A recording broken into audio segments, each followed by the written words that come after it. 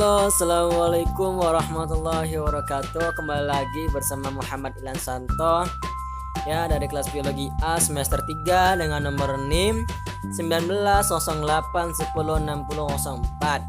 Di sini saya akan memaparkan praktikum yang ketujuh mengenai cendawan dari lingkungan sekitar dengan mata kuliah protista dan fungi. Disimak ya. Kemudian tujuan praktikum yang ketujuh ini untuk mengetahui perbedaan jumlah dan jenis cendawan di suatu lokasi dan faktor apa saja yang mempengaruhi keberadaan dari cendawan tersebut. Kemudian pada alat dan bahan yang digunakan pada praktikum kali ini, yang pertama panci atau wadah yang dapat dipanaskan, 2 sendok mengaduk, 3 pisau, 4 gelas ukur, 5 wadah kecil dengan penutup berbahan kaca atau plastik yang transparan.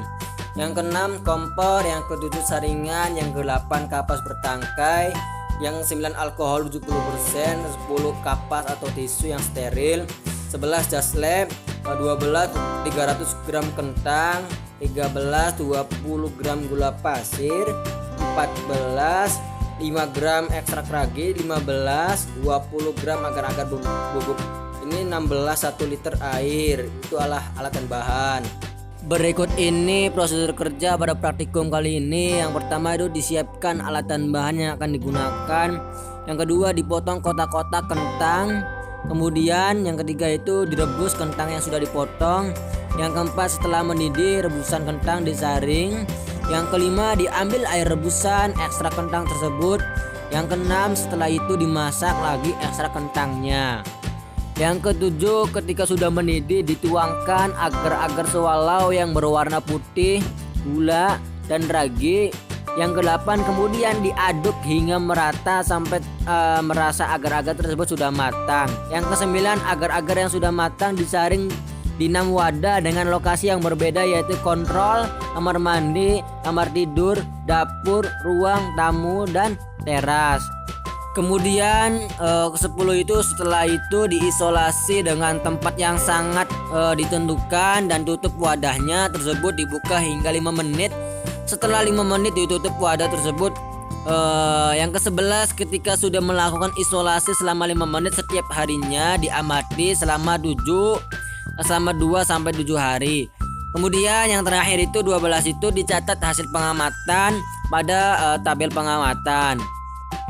Setelah disiapkan alat dan bahan dan kentangnya sudah dikupas, kemudian kentang itu dipotong-potong menjadi bagian-bagian yang kecil. Kemudian dikasih ini air dan kentangnya dimasukkan ke dalam panci. Kemudian setelah matang, kentang itu dituangkan ke dalam saringan, ya, dipisah gitu ya, sampai benar-benar air itu tidak ada di dalam kentang tersebut. Kemudian di dalam panci tersebut dituangkan atau dikasih. Kemudian setelah itu diaduk sampai merata, ya, kemudian sampai benar-benar rata sehingga campurannya itu bisa menyampur. Kemudian dikasih gula, ya, beberapa sendok dengan takaran 1 sendok, ya. Terus habis itu ketika sudah dikasih gula kita aduk kembali sehingga campuran itu merata.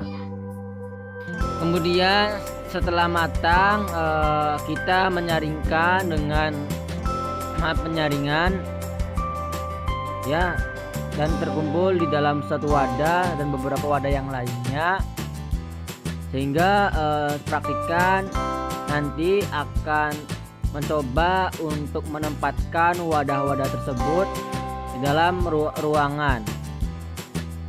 Ruangan pertama itu kamar mandi, diletakkan cendawannya. Kemudian habis kamar mandi itu diletakkan di ruangan kamar ya. Kemudian setelah di ruangan kamar, kita meletakkannya di ruangan atau di depan teras.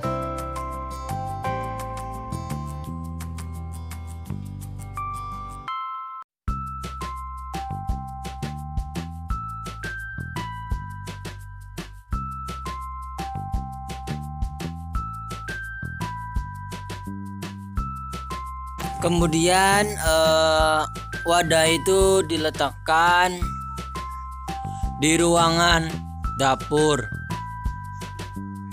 Kemudian diletakkan wadah tersebut di ruangan tamu.